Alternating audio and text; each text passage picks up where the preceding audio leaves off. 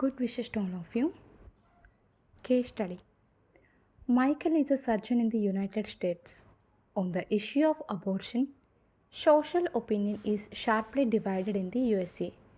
There is one group of conservative, religious, and pro life activists who regard human life from its inception as sacrosanct.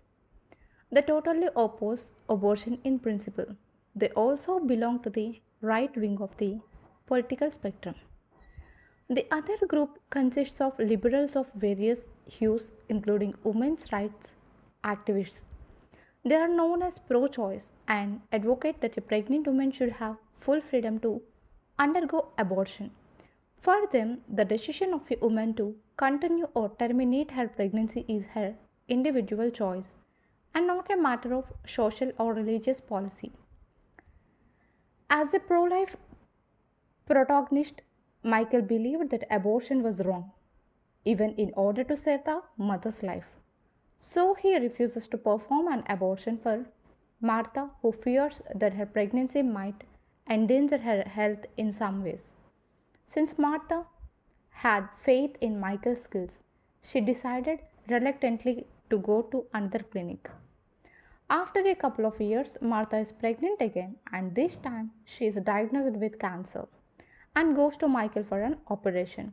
He agrees to perform a hysterectomy on Martha, although the fetus might die in the process. Do you think that Michael's decision show his moral inconsistency? In this case, we can apply the doctrine of double effect.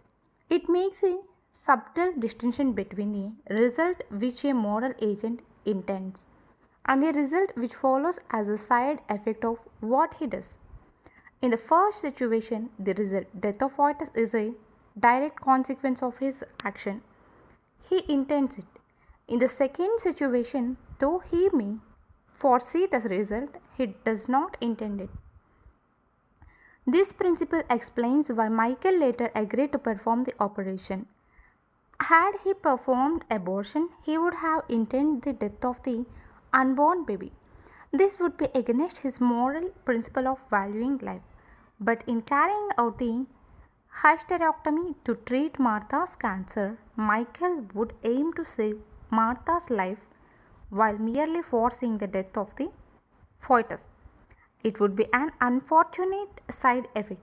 Performing an abortion, by contrast, would involve intending to kill the fetus as a means of removing risks to Martha's health. Evidently, the distinction involved is rather fine. In certain situations, as in a war of self defense, even when one foresees human losses, one does not intend it. It is an unfortunate and unavoidable side effect, but these are exceptions. By and large, one has to avoid unacceptable levels of collateral damage. Summary.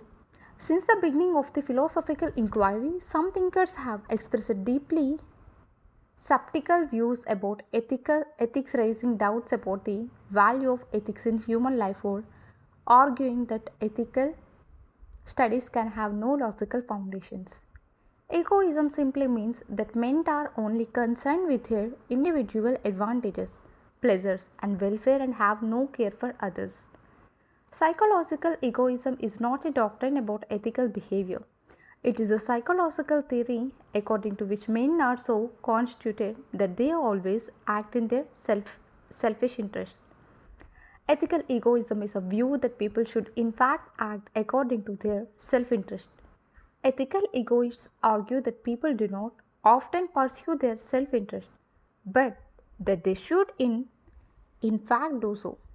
Ethical egoism can be restated as the view that one should so act as to maximize his utility and minimize his disutility. Even while pursuing selfish ends, one has to be prudent and ensure that they do not lead to backlash from others. The theories of Thomas Hobbes, Machiavelli, and Adam Smith can be considered as examples of ethical egoism. Even after modifying ethical egoism into a form of enlightened as opposed to crude self interest, it has certain weaknesses. Moral relativists are other uh, Moral relativists are those who deny the existence of universal moral principles. Moral objectivism claims that there are objective moral truths, that some actions are right for all people at all times and that others are wrong for all people at all times. Moral relativism can be stated in two forms: moral subjectivism and cultural relativism. According to moral subjectivism, right and wrong is a matter of personal opinion. Cultural relativism asserts that within a given culture, there may be moral standards that are true for that culture. But there is no objective standard of morality which transcends individual cultures and which can serve as basis for evaluating individual cultures. In brief, determinism holds that the decisions and actions of human beings are causally determined by external forces. Men are not autonomous agents who can decide on their own. They have no free will or independent volition. Determinism creates a problem for morality because it human beings have no free will and if their actions are all causally determined, then they cannot be held responsible for their actions. Men are acting freely when there are no external constraints or internal compulsions on them. In such situations, human beings are free moral agents and are responsible for their actions. For moral evaluation of an action, it is divided into three parts: its object, its circumstances, and its purpose. Every action has an object which is its nature or essence. An action whose subject is by nature is bad will always remain so. An action which is good can become bad. An action that is indifferent, neither good nor bad, can become good or bad. Circumstances refer to the time and place of an action, to the agent carrying out the action, and to the manner of doing the act. Circumstances can be aggravating, extenuating, and specifying. Circumstances place actions in their situational context. The end is the purpose that moral agents have in mind while performing an act or their intention in doing it. An indifferent act becomes good or bad depending on its purpose. An action that has a good object can become more or less good. An action which is inherently wrong may become a greater or lesser wrong depending on the purpose of the moral agent. Actions with both good and bad consequences are known as acts with double effects. It is difficult to decide whether such actions are good or bad. Moralists have proposed general principles for deciding the question. The standard view is that actions with double effects should produce many more beneficial than harmful effects. But one view is that moral agents cannot be absolved from responsibility in these cases. When they foresee the two effects of their actions, they have to take the moral responsibility for both effects. They cannot evade responsibility by deciding to intend only the effect that suits them or the good effects. Questions for self assessment. Ethics seeks to clarify the logic and the adequacy of the values that shape the world. It assesses the moral possibilities which are projected and portrayed in the social give and take. Elucidate the two conceptions of ethics mentioned in the statement. Which of the two conceptions is more relevant to public servants and why? Another question. Some moralists propose self interest as the sole criterion of rightness, a view which opposes the traditional belief that altruism is the essence of morality.